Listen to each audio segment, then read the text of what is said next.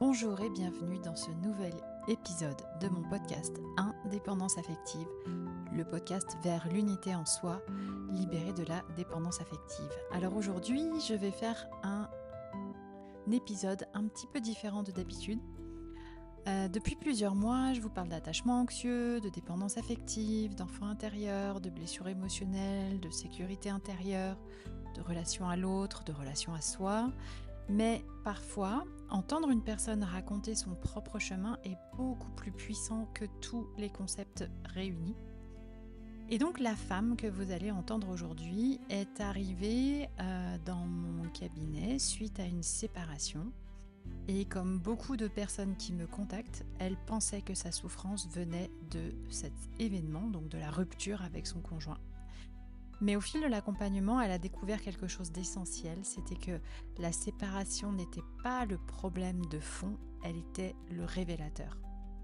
Elle était le révélateur d'un fonctionnement bien plus ancien, parce que pendant longtemps, elle avait vécu pour les autres. Elle avait peur de déplaire, elle avait peur du rejet, elle avait peur d'être elle-même. Et vous allez voir, découvrir et écouter comme aujourd'hui son regard sur elle-même, sur sa relation de couple et sur sa vie en général, sur ses relations aussi aux autres, pas seulement avec son conjoint, a profondément changé. Et je vous laisse découvrir son témoignage. Je suis ravie de te retrouver, merci. Alors pour commencer directement dans le vif du sujet, est-ce que tu pourrais me dire un petit peu ton profil de personne en fait, un peu comment tu te sentais et la raison pour laquelle tu es arrivée dans mon cabinet pour suivre l'accompagnement avec moi? Eh bien, je t'avais rencontré une première fois avec, une autre thérapeute, et vraiment, enfin, déjà lors de cet échange, voilà, j'avais énormément accroché avec ta personnalité, avec ta façon de travailler.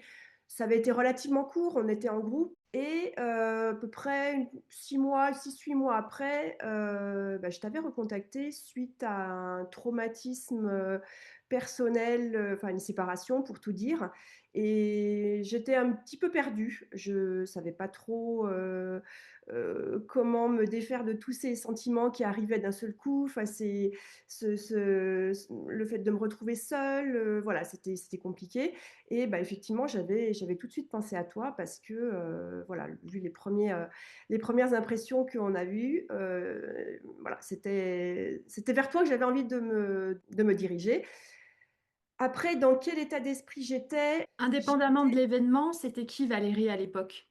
Et ben, voilà, Valérie, c'était une personne qui donnait beaucoup de son temps à beaucoup de monde, sa famille, ses amis, surtout sa famille, son entourage proche, qui vivait en fait, ça je l'ai appris après avec le recul, qui vivait beaucoup, pour les autres et à travers les autres et non pas, bah, pour elle et en fait, voilà, elle avait un petit peu mis sa vie de côté pour se consacrer entièrement aux autres et en fait, cet événement dans ma vie, a mis en lumière le fait qu'effectivement, il fallait que je réapprenne, à m'aimer, que je réapprenne à vivre pour moi.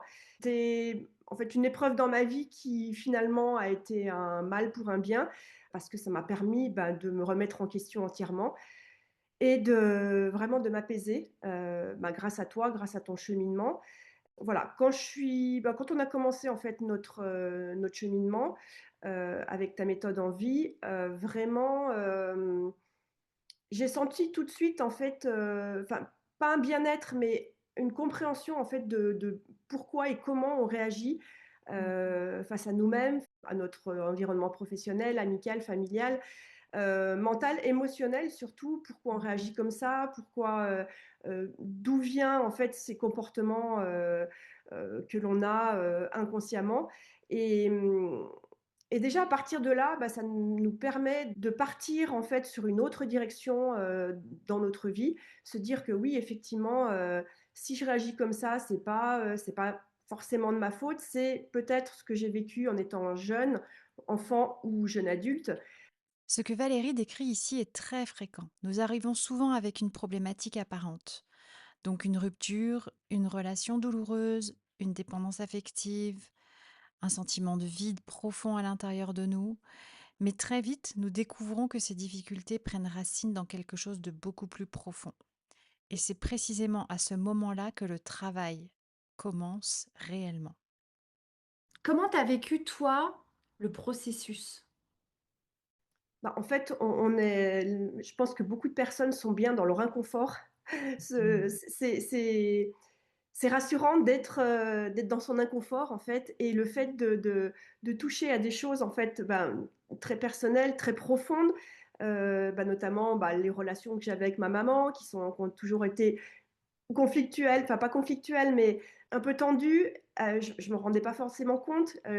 C'est elle qui était un petit peu, initiatrice de mon caractère, de ma personnalité, et c'est vrai que quand on touche à des choses très profondes, très personnelles, comme ça, et ben, on se dit: «Ouh là là, non finalement, ça on va laisser de côté, on va pas s'en occuper, c'est pas ça le problème, c'est moi Ouais. ou les autres». Parce que c'est vrai que j'avais tendance à reporter en fait, mon mal-être sur les autres, en se disant: «Ben, non, c'est l'autre qui réagit comme ça, c'est de sa faute», voilà, et en fait, inhiber en fait, moi ce que je ressentais au fond de moi, et effectivement ça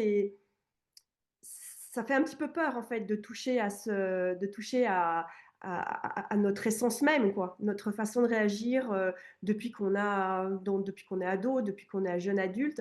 On a un mécanisme de fonctionnement qui n'est pas forcément le bon, mais c'est le nôtre, on se l'est approprié. Donc effectivement, c'est difficile de remettre tout ça en cause, et malgré tout, bah, avec ton accompagnement, des fois en déviant un petit peu de ton axe du programme Envie, justement pour essayer d'aller chercher ces petites choses profondes, qui malgré tout nous ramènent à notre problématique. Mais effectivement, voilà, Ouais, c'est de parfois, temps en il y a temps. quand on touche vraiment au point sensible, qui en l'occurrence là était vraiment c'est comme si à l'époque, tu disais, c'est pas, ce sujet-là, par rapport à ta maman, c'était comme si tu refusais de voir que c'était une des sources du problème. Et ton système il disait non, non, c'est bon, il n'y a rien à voir là. Mmh. Ma mère, oui, bon, d'accord, j'ai pardonné. Et jusqu'à ce qu'on aille profondément, effectivement, toucher ce que toi, tu avais ressenti petite, enfin, avec ta petite fille intérieure Mmh. par rapport à elle et ce qu'elle n'est pas, ce qu'elle a été, ce qu'elle n'a pas été. Et c'était de réconcilier un peu tout ça.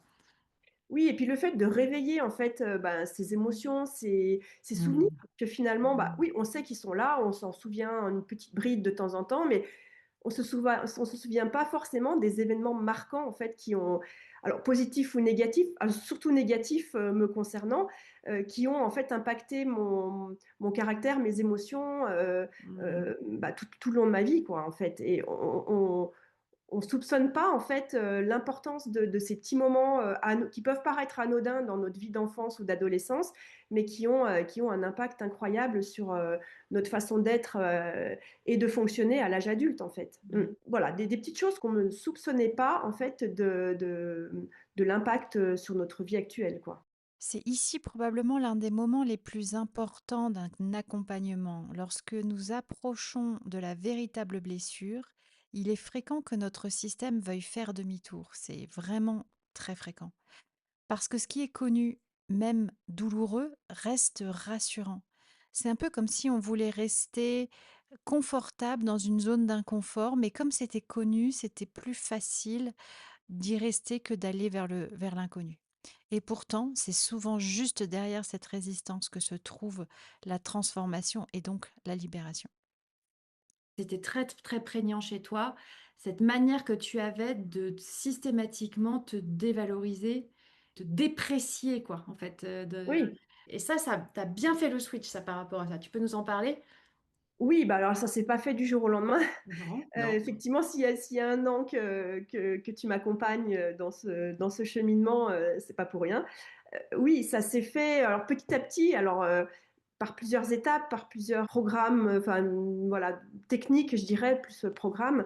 Mais voilà, ça a été relativement long. Il faut le temps aussi que notre esprit, notre cœur l'intègre, parce qu'en En prendre conscience, c'est bien, mais voilà, il faut l'accepter, il faut arriver à pardonner, qui n'est pas forcément simple. Voilà, moi, j'ai eu du mal en fait à accepter que beaucoup de mon état émotionnel, de mes réactions émotionnelles viennent en fait de ma mère, quoi. Pour moi, Mmh. ma mère, ben, c'était le pilier de ma vie et remettre tout ça en cause. Alors, pas que j'ai changé ma relation avec ma mère, bien au contraire. Ça, c'est notre relation s'est vraiment apaisée. On est devenus plus proches également. Alors, je sais qu'il y a certains sujets je peux pas aborder avec ma mère parce que bon, voilà, étant âgée, c'est toujours un peu compliqué de remettre en question certaines choses, certains fondements. Elle a pas fait ce travail non plus sur elle, donc voilà. Oui, donc Je lui pardonne ce que j'ai à lui pardonner. J'accepte aujourd'hui ce qu'elle est, son caractère, sa façon d'être. Voilà, j'accepte aussi ce qu'elle n'a pas voulu que je sois quand j'étais ado ou jeune ou enfant. Elle a fait de son mieux, comme je pense beaucoup de mamans. Ça a mmh. apaisé énormément en fait nos relations et ma relation surtout avec elle, parce que je ne vais pas dire que j'allais la voir en étant tendue, en faisant, voilà, en étant obligée d'aller la voir. Aujourd'hui, j'y vais avec plaisir et puis on parle de beaucoup plus apaisé. Et moi, surtout, moi, ça m'a permis de changer d'échelon, enfin de passer à une étape supérieure me concernant au niveau émotionnel, au niveau de ma façon d'agir, de ma façon de m'aimer également. Mmh. Enfin voilà, ça a débloqué énormément de choses. Voilà, même si c'est difficile de mettre le doigt sur cet aspect-là, c'était vraiment bénéfique pour moi, quoi. Mmh. Beaucoup de personnes pensent que travailler sur leur histoire ou sur leur enfant intérieur consiste à rester bloqué dans le passé, à ressasser le passé, peut-être même à le revivre, alors qu'en réalité, l'objectif est exactement l'inverse. Comprendre ce qui s'est construit pour pouvoir enfin vivre autrement aujourd'hui. Et aujourd'hui, dans ta vie, comment ça se manifeste, cette manière que tu as désormais de mieux t'aimer, de te considérer autrement, de te valoriser davantage, et d'avoir libéré en fait tous ces états émotionnels, pas anxieux, c'est un peu fort, mais c'était une forme de quand même de stress intense à l'intérieur de toi par rapport à toi-même. Qu'est-ce que ça change dans ta vie aujourd'hui? Et bien tout, tout parce que, enfin, j'avais en fait 3 grosses problématiques qui m'empêchaient d'avancer, qui m'empêchaient d'être moi-même. Bah, le fait d'avoir énormément de mal à exprimer mes Mmh. sentiments, à exprimer mes émotions. Bah, cette boule constante que j'avais au fond de la gorge quand j'avais envie de dire les choses. Toutes mes idées bouillonnaient dans ma tête, mais impossible de pouvoir l'exprimer. On Et ça, n'aurait pas pu faire cet exercice aujourd'hui, il y a un an. non, non, non, et puis même avec mes proches, même avec mon compagnon, Mmh. voilà, ça a toujours été, pour moi pas un traumatisme, mais un problème, le fait de ne pas pouvoir s'exprimer, de ne pas ce blocage que j'avais vraiment au fond de la gorge et là, aujourd'hui, que je n'ai plus. Je pense que tout est lié. J'avais aussi une dépendance affective avec mon compagnon qui me permettait pas d'être moi-même. En fait, je vivais pour lui, à travers lui. Lui en avait conscience. Alors, est-ce qu'il en a joué? Je sais pas. Enfin, voilà, peu importe. Mais aujourd'hui, voilà, j'ai découvert que j'étais capable de vivre par moi-même, de penser par moi-même. J'ai plus peur de m'exprimer librement bah, par rapport à ce que je pense, par rapport à mes idées. Voilà, je m'exprime par rapport à ce que j'ai envie de dire et non pas pour faire plaisir à l'autre, pour faire plaisir, pour rentrer en fait dans ce que l'autre veut bien me faire dire en me disant bah, en fait si je lui dis pas exactement ce que lui veut lui ou elle veut entendre, je vais être rejetée, je vais pas être aimée ou ne plus être aimée. Donc en fait voilà, j'allais constamment en fait dans le sens de l'autre personne au niveau des discussions, au niveau de mes sentiments et en fait j'occultais complètement moi bah, ma façon de moi quoi, ma personnalité, ma façon de m'exprimer, voilà, ce que j'ai réellement envie de dire. Et aujourd'hui, tout ça s'est envolé quoi. Vraiment, ça a été un poids énorme enlevé de ma vie. Le fait de pouvoir vivre pour moi-même, quoi, par moi-même et pour moi-même, bah, mon indépendance aussi, parce que j'ai pris beaucoup d'indépendance. Alors effectivement, par le fait de ce break en fait dans ma vie privée, m'a fait rebondir et me dire, ben voilà, en fait, je suis tout à fait capable de vivre pour moi, de travailler, de penser par moi-même, voilà, au contraire.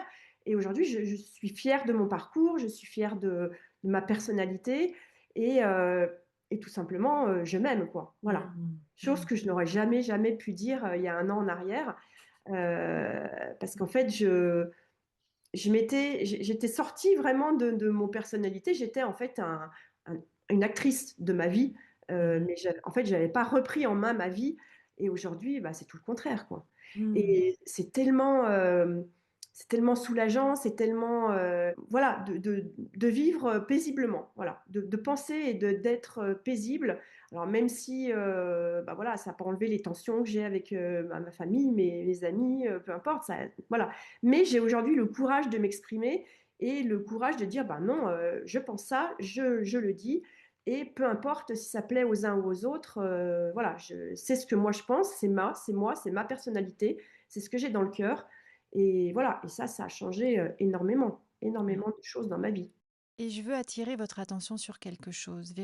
Valérie ne parle pas ici de théorie, elle ne parle pas de développement personnel simple, habituel, elle parle d'une expérience vécue en elle. Pendant des années, elle pensait que cette façon d'être faisait partie de sa personnalité, alors qu'en réalité, il s'agissait bien de mécanismes de protection devenus automatiques. Vous savez, c'est lorsque je vous dis que, c'est ton enfant intérieur qui, réagit à ta place, c'est ton enfant intérieur qui pilote ta vie. Eh bien, on est exactement à cet endroit-là et on croit qu'en fait, ça fait partie de notre personnalité et que justement, on ne peut pas changer, c'est dans notre caractère. Alors qu'en réalité, si nos comportements, notre personnalité, notre caractère, construit à partir de nos mécanismes de protection issus de notre enfant intérieur blessé, peuvent être transformés et d'ailleurs se transforment presque automatiquement à partir du moment où on guérit cette partie de nous qui a souffert. Tu étais dirigée, drivée, par tes fonctionnements, tes conditionnements et tes blessures. Du Mmh. coup, tu pensais que ça faisait partie de ta personnalité et puis en mode, ben, ouais, c'est pas confortable, c'est pas cool, mais bon, c'est comme ça.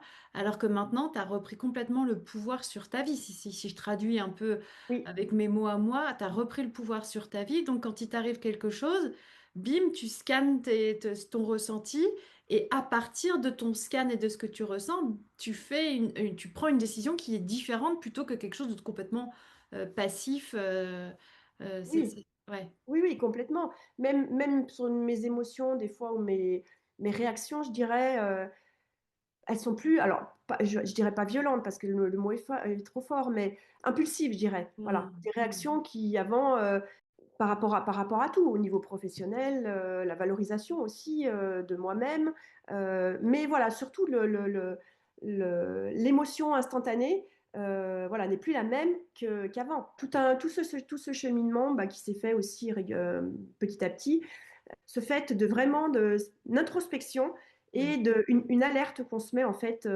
inconsciente, mmh, mais qui est là en fait et ça franchement c'est un confort, dans ma vie de tous les jours, dans ma vie émotionnelle, dans ma relation avec les autres, enfin et même finalement, même avec ma relation avec mon conjoint, le fait d'être, bah, plus indépendante, d'être plus, droit dans mes bottes, bah, finalement a complètement changé ma relation avec, mon compagnon, parce que lui a, bah, finalement, je pense a redécouvert une autre personne, ouais. une autre personnalité en fait, et Plus le fait que, vrai. bah, moi voilà, le fait que moi je suis, bah, apaisée, je remets moins aussi les problèmes sur lui, sur les autres, hein, en général, mais voilà, on se dit, ben, moi, si l'autre réagit comme ça, c'est parce que lui, il est comme ça, il est comme ça. Mais non, en fait, énormément de sentiments et de réactions viennent de nous-mêmes, de la façon dont nous, on l'exprime, la façon de le dire, la façon de l'exprimer sur notre visage, sur tout. Et en fait, non, beaucoup de réactions de l'autre, en fait, viennent de nous et Mmh, ça voilà, il faut le comprendre, il faut l'accepter parce que pareil, se dire: «Bah non, c'est de ta faute, c'est toi, c'est ton fonctionnement et non pas l'autre». C'est mmh, tellement plus facile de mettre la faute sur les autres mmh, alors que, mmh. bon, Alors que c'est ta effectivement, l'autre responsabilité effectivement. voilà, l'autre effectivement a aussi ses traumas, a aussi cette façon de réagir. On ne pourra pas forcément changer l'autre, mais voilà, déjà nous accepter nos émotions, savoir quoi en faire et les transformer, voilà, les Mmh, transformer. Mmh. mmh. Ah Vraiment super. ça a été, voilà, une grosse partie et puis une grosse partie de ma thérapie et la façon de m'exprimer, librement, quoi. Mmh. Librement, sans contrainte, plus d'avoir cette boule qui m'empêchait, en fait, complètement de m'exprimer. Mmh. OK. Et ça, c'est exactement la différence entre comprendre et transformer. Parce que comprendre, c'est savoir avec la tête, avec le mental, alors que transformer, c'est pouvoir observer ces mécanismes dans le corps, dans la réalisation, dans la prise de conscience, comme en anglais on parle d'insight, lorsqu'ils apparaissent et au moment où ils apparaissent, à ce moment-là, faire un choix différent. C'est ce qui permet progressivement de sortir des schémas répétitifs, de la dépendance affective et de trouver une véritable sécurité intérieure. Et à ce moment-là, ce qu'il se passe également, c'est comme si on faisait un saut de conscience, parce qu'on change de schéma de fonctionnement, donc on change de programmation, donc on change de modèle de fonctionnement. Est-ce que tu as un petit mot, de la fin à nous donner, aux personnes aussi qui vont t'écouter, qui vont t'entendre? Et je te remercie d'ailleurs de pareil, hein, de m'autoriser à diffuser ça. Qu'est-ce que tu pourrais dire aux personnes qui vont t'entendre? Eh ben, un grand merci Olivia. Bah, non, mais c'est vrai. Voilà, en fait, ta méthode en vie est vraiment incroyable parce qu'elle est déjà très progressive et c j'ai été, voir d'autres, thérapeutes, d'autres personnes qui ont des méthodes différentes, mais pour moi, tu as été ta méthode a été la plus impactante et la plus, comment? Pas attirante, mais celle qui m'a parlé le plus, en fait, alors c'est vrai D'accord. que la première fois que je suis venue te voir, oui, OK, tu m'avais parlé de ta méthode en vie. Hem, voilà, au fur et à mesure, en fait, le fait d'avoir également des rendez-vous avec toi, ton livre m'a beaucoup aidée parce que c'est vrai que ça m'a permis aussi de me remettre dedans, de de partager aussi aux autres, cette énergie et tous les audios, enfin tous les supports vidéo, voilà, c'est une méthode en fait qu'on ne retrouve pas ailleurs et qui pour moi m'ont énormément, m'ont convenu et m'ont énormément aidé, à travers à travers de ces différents supports Mmh. et voilà et aujourd'hui, si j'en suis là, c'est, beaucoup grâce à toi, alors à moi aussi, À toi aussi, parce que faut pas c'est l'oublier. toi qui as fait l'effort d'intégrer. À un moment donné, tu t'es dit: «Je vais arrêter», mais non, tu as continué.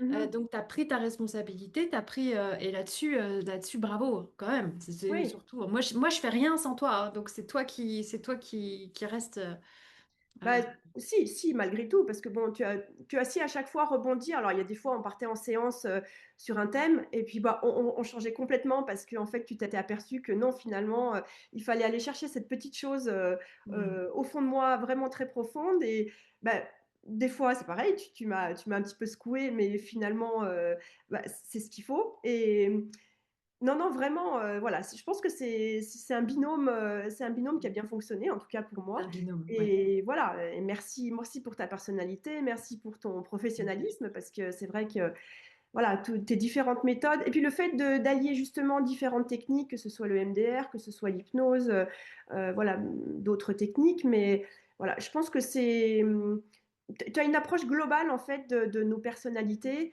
et c'est ce qui fait que justement tu arrives à chaque fois à aller chercher, voilà. En tout cas pour moi, tout a bien fonctionné et un grand merci en tout cas pour tout ça Merci à toi et Valérie, ouais. Si tu as écouté cet épisode jusqu'au bout, il est possible que tu te sois reconnu dans certains partages.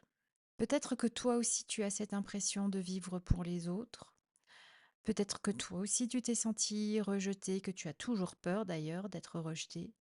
Peut-être que tu as du mal à poser tes limites. Peut-être que tu comprends déjà beaucoup de choses sur toi-même, mais que malgré cela, les schémas relationnels continuent de se répéter dans ta vie. La vérité, et je l'ai déjà expliqué à différentes reprises sous différentes formes, c'est que le fait de comprendre ne suffit pas, ne transforme pas. La compréhension est claire, certes, mais c'est l'expérience sécurisée qui transforme. Si tu souhaites sortir durablement de la dépendance affective, retrouver ta sécurité intérieure et commencer un véritable retour à toi-même, tu retrouveras toutes les informations dans les liens de cet épisode. Je te remercie pour ton écoute. Je te retrouve très bientôt dans un prochain épisode de Indépendance affective et n'oublie pas d'ici là que tu es la personne la plus importante de ta vie. Prends soin de toi. À bientôt.